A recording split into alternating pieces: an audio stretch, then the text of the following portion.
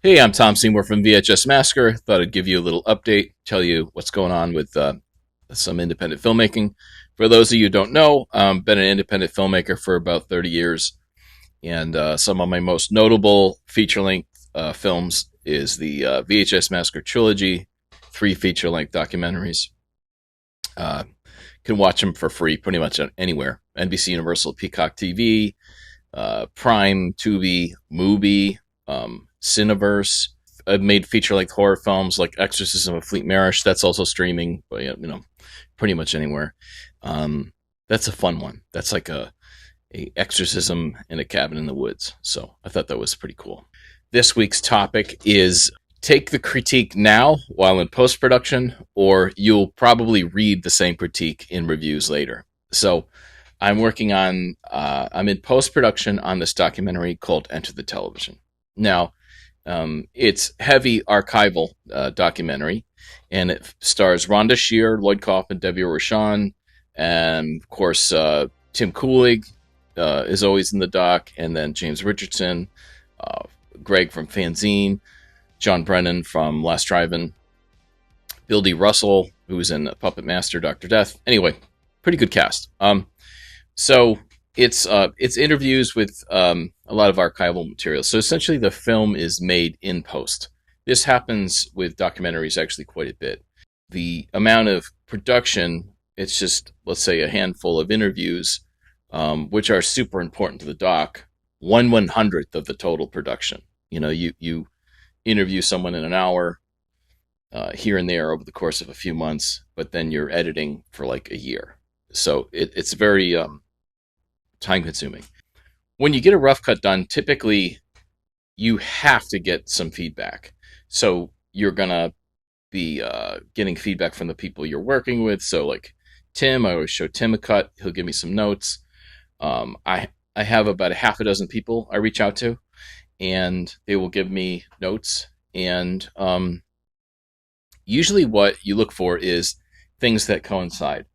And sometimes someone will sort of diagnose a problem or find a problem or have an issue with a certain area, and they can't tell you exactly what the problem is. They'll give a solution.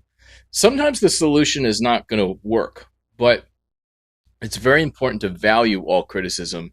I shouldn't say all criticism, but if someone has taken the time to look at your work, then obviously be respectable.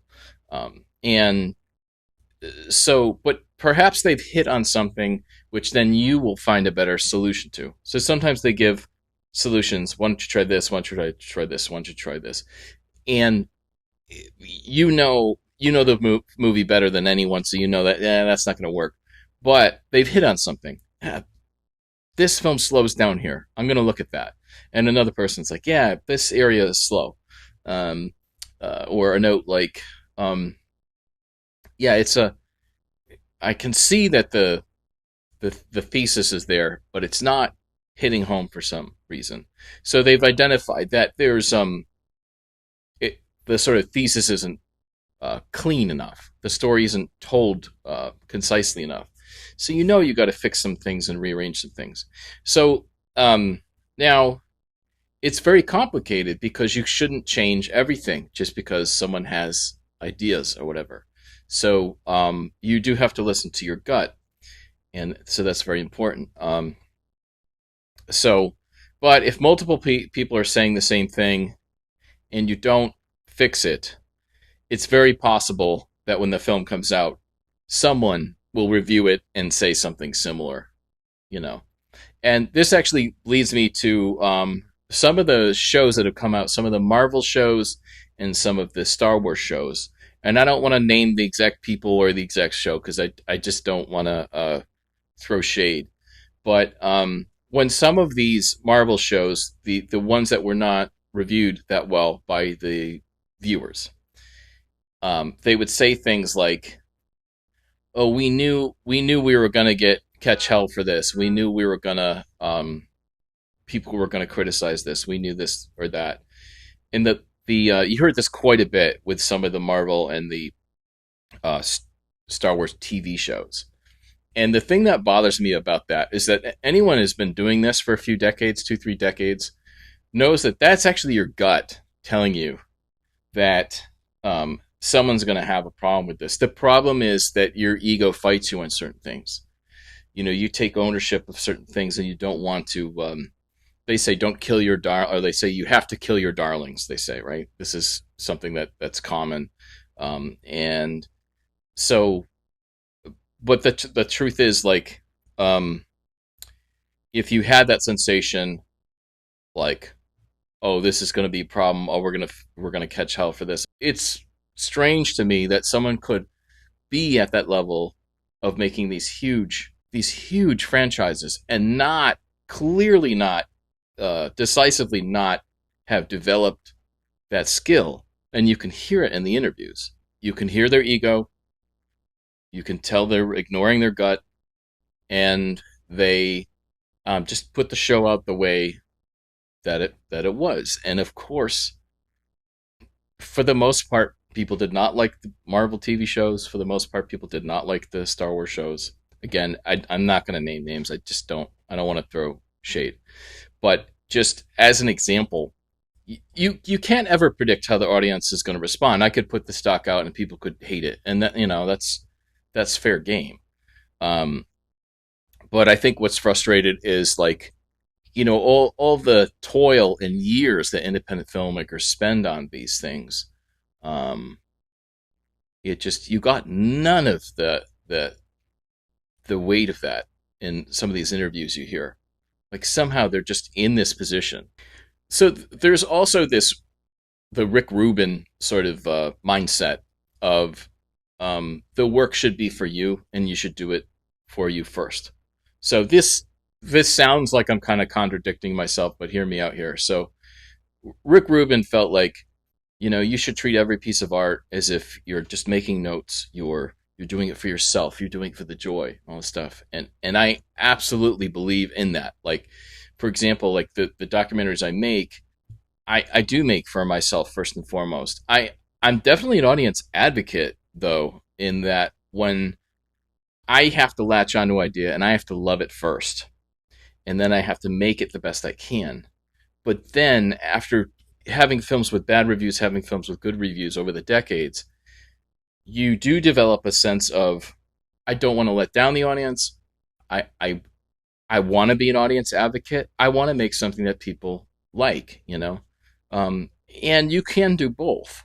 So it's that mix of, like, okay, well, this is bogging down here, slowing down here.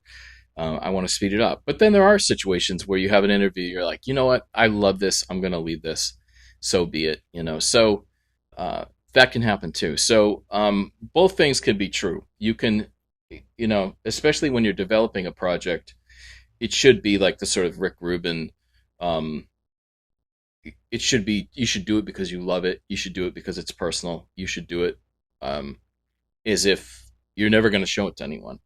But once it reaches a certain level where it's going to hit the public, then yeah, show it to some people, because what is not said is that we are not always great all the time, and there can be errors that needs to be fixed. I mean, in the doc, like my buddy Paul pointed out several errors, just spelling errors, formatting errors, stuff like that.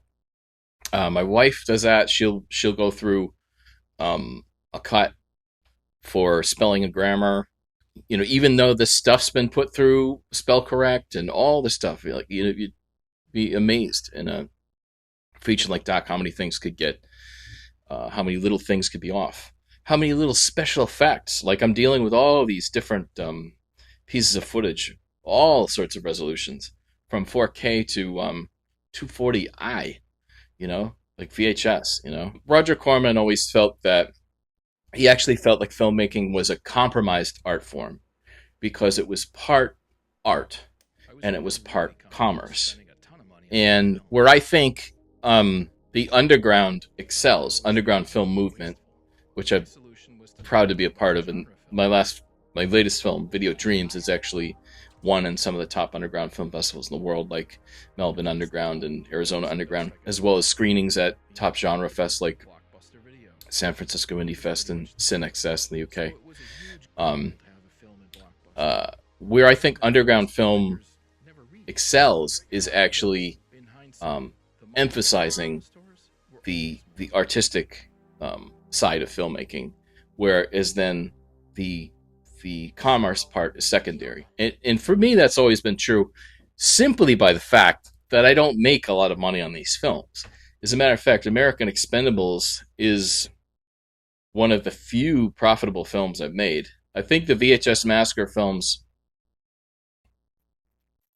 maybe have almost broke even because I spent like $500 on each of them, you know. But American Expendables is one of the only films that actually pulled in a couple grand, you know. And mind you, these things are out everywhere. You know, you can see them on almost any streaming format except for Netflix. Although back in the day, we did have some films on Netflix DVD back when they were doing DVD. It just goes to show you, you know, you might as well stay artistic. You might as well do it for yourself, but be aware that you don't have all the answers. In that, if someone critiques you and reveals errors or things that could be improved, you really should look at them. We are not all Quentin Tarantino who can although Reservoir Dogs technically was not his first film. They pretend it was, but he did another feature film which was not so hot before that one. But not everyone could be like Tarantino and make Reservoir Dogs and have it be brilliant right off the bat, you know. There are people like that. Kubrick was like that. You know, there's a lot of, like, Scorsese, pretty awesome right away. Even he, though, you know, you could say, like, from Mean Streets to Taxi Driver was even better, you know. Some people don't think that, though. So anyway, yeah, there are these genius filmmakers, but you can make great work through patience, the input of others, follow through. You know, I've found that documentary in the last 10 years have seemed to treat me very well. And actually, the sort of notoriety I got from the VHS Massacre films helped when I put out Exorcism of Fleete Marish, which was kind of like a director's cut. I found that it did have audience fan base. I mean, there's over like a quarter million people watched that film on YouTube alone. You know, probably 500,000 web wide, which was great for that film. For those who live in Queens, New York, Video Dreams, there's going to be a Video Dreams TV special on QPTV. This is a unique new 58-minute movie, documentary, Video Dreams. And it's going to air Monday, July 6th at 12:30 p.m., Friday, July 17th at 7:30 p.m. Channel 56 Spectrum. And I think it's Queens only. Although my buddy Paul was saying that there may be parts of Brooklyn that might be able to catch it. I'm not sure. But there's more information on qptv.org. And that brings us to just some talk about public access TV. Growing up in Connecticut, there was this. When we were young, we used to ride our bikes everywhere. It wasn't just the Goonies or Stranger Things where suburban kids would ride their bikes around. We really would. It was tough. Those bikes were the sort of BMX style bike, very hard to ride up big hills and stuff like that. It wasn't always fun. You know, you're riding a bike. It was definitely exhausting. But that's the mode of transportation that was the most effective for us at the age we were. So I remember there was these twin towers. There was these two towers, and they were broadcast towers. I believe it was like Channel 30 and Channel 61, big towers at the top of the mountain. And one day we'd ride our bikes towards them. Now they were miles and miles off, but we would go. We had a neighborhood was kind of a big figure eight, more or less, with an extra stripe through, and we would go out the back and ride through the industrial park. And on the way, not even near close to it, but we found this public access TV station called Nutmeg TV. Um, we were probably 16, something like that, 15, 16, maybe younger. We didn't know what public access was at the time, but it was like a TV station, and it almost felt like in our backyard. You know, it was like kind of mind blowing. And we went in, and actually they were very nice, and they said we could take lessons on how to train on cameras and how to learn to edit. And when I turned 18, I started going to community college for film and video, and then I was volunteering at public access, worked on some shows, and then we had our own little show. And that concoction, I had a bunch of work experience just working at fast food and other stuff, public access, volunteering, and the associate's degree. I have my MFA now from Hunter in New York, but at the time I had an associate's degree from Northwest Connecticut Community Technical College, and that concoction was enough to get hired as a vacation relief editor at CBS News, which was like, you'd come in the middle of the night when someone called out sick, and you would cut the news, and because it would air at like 5 a.m, and did that for a year and a half, and applied for a full-time job, got a full-time job. So and at that time I was still like I was probably like 22, something like that. I don't know. I always held public access as like a very important thing, and I thought it was very cool. So I haven't been involved with public access television in years, although Video Dreams does have a whole section on that. Essentially, the story I told you is a 5-minute section of Video Dreams. And so talking to my buddy John Navarro, and then he was like, "Oh, you should play your film on QPTV," and he gave me all this information about it. So, and at the time I was overwhelmed. I was doing all this stuff with the festival circuit, but things calmed down a little bit, and I submitted to Public Access TV. They're in New York. They're very diligent about making sure you're from the area, proving your residence and your having proof of ID and all this stuff. It's actually totally reasonable, but it does take some process, like anything, to get on public access TV. But I thought it was very exciting, and that's something out there that I would think that would even be a resume builder. If, let's say, you made a great short, or half-hour short. It seems like they do have specific time slots. It's something like 28 minutes 30 seconds, or like 58 minutes 30 seconds. There's some they have some kind of like time limitations, but essentially a half hour or an hour, right? And so it does, that could be a really good thing. In New York, for instance, in the film festival circuit, we entered about 8 different film festivals. We're still waiting to hear back from 1 or 2 of them.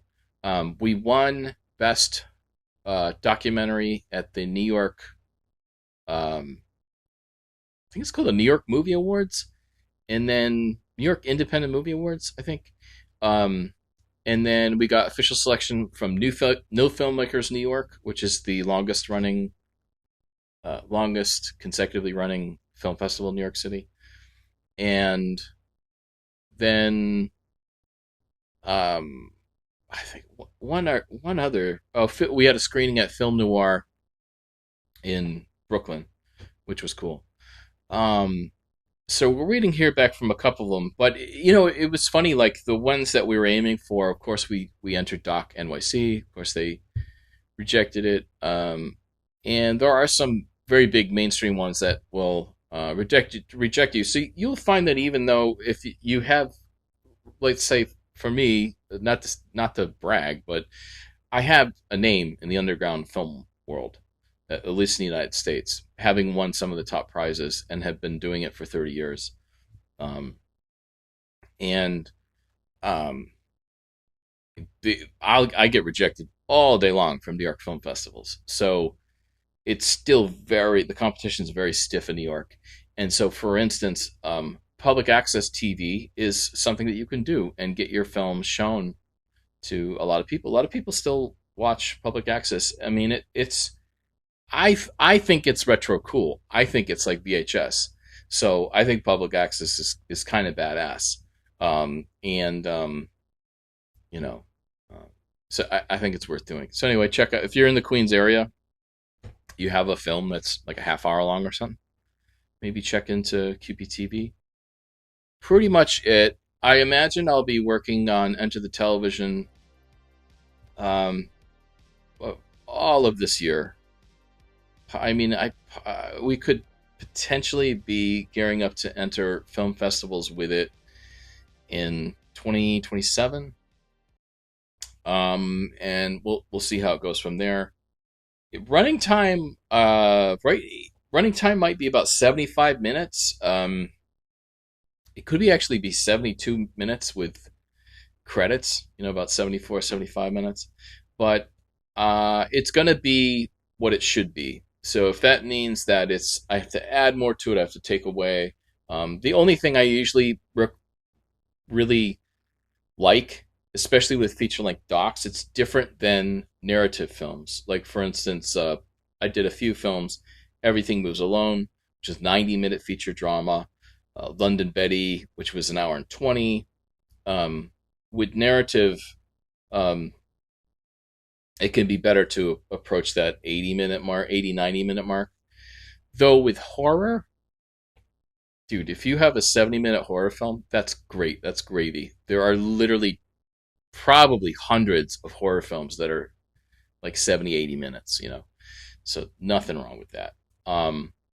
And it actually, if you go back to like sort of like the Universal Monsters, Boris Karloff, Frankenstein, 72 minutes, like Run Lola Run might be like 80 minutes or 79. There's a bunch of them. 8-Man, Bela Lugosi, 68 minutes. Technically, it's anything over an hour, but um, I always say if you're making an independent film, if you're making a low budget independent film like under 10 grand, let's say you're making a horror film, I say write a 75-page script, write a lean script, and that may give you 75-minute cut, 5 minutes of credits. You're up to an hour and 20 minutes. No one's going to care. And as a matter of fact, in my 30 years of filmmaking, selling films, selling them, signing deals, and getting them put out, but then not getting that much money on the back end, I've never seen. The only contract I saw that required 80 minutes and over was from Maverick Entertainment. It was a film called London Betty, and they wanted an hour and 20 minutes to, or more. No other distributor I ever saw wanted anything like that. So it's a bit of the 90-minute minimum requirement. It's not really true. It's kind of a soft idea. And of course, when you go to the movies, there are some movies that are 3 hours long, and some are great like that. Some are not.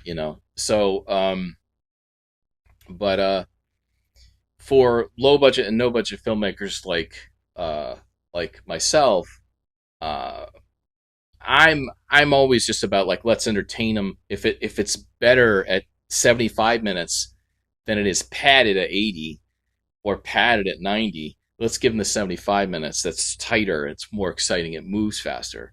That's the one thing we can do. We can make things move faster in post, to maybe possibly make up for the fact that we didn't have so much of the illustrious production design, stuff like that. So there's always stuff that could be done in regard to that. But yeah, so this one should be, who knows, 75, 80 minutes, all good. So that's what we got going on so far. The VHS Massacre front, we're waiting to hear back from a few festivals, Raw, NYC, is, from what I see, one of the only underground film festivals in New York now. I saw Brooklyn has one, but it's branded horror. And when something's specifically branded horror, I don't put that in the pure underground realm, which is, of course, there's overlap. But so Raw NYC was actually the only one that I saw that's actually, if you read it, it's actually branded like an underground film festival. Oh, it's literally called Raw NYC. So yeah. So right now, this is what we got slated: Queens Public Television, New Filmmakers in New York. That might be a summer date. New Filmmakers in New York, they want to do longer screenings, which we'll see. I was a little hesitant about screening windows like that, but we'll see. But they did give us an official selection, and that was very meaningful to all those guys out there. I'm big fans of New Filmmakers in New York. Um, yeah, Enter the Television.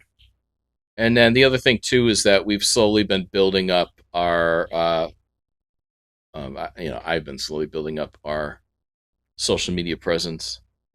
Um, so it looks like we've crossed the 80,000 follower mark here. It looks like we're about 10K on TikTok, which was cool. Instagram, we're like over 21K. Um, Facebook, YouTube, very similar.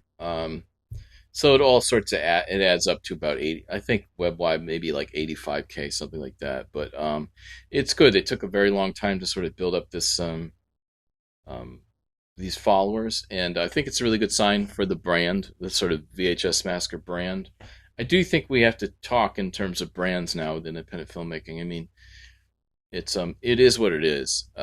Like we all want to be artists, but it's also fun to build up because your brand should feel like your personality a little bit too, right? So VHS Massacre is my brand, and yeah, so lots of cool stuff going on. Get the American Expendables Blu-ray out through Vinegar Syndrome, which is like a huge deal. Um, and this was so cool. I knew it was cool at the time. I celebrated at the time, and now every year that goes by, it's cooler and cooler. So very excited. ETR Media is a partner with Vinegar Syndrome. So Vinegar Syndrome did all the distribution, and you could, and they actually, there's a 6 month window where you can only buy it from Vinegar Syndrome, which was pretty cool.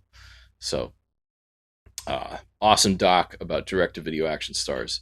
Well, you determine if it's awesome or not, but I'm a big fan of Cynthia Rothrock and Billy Blanks. I think those guys are cool. So anyway, all right, that's all I got for now. Thanks for listening, and we'll see you next time.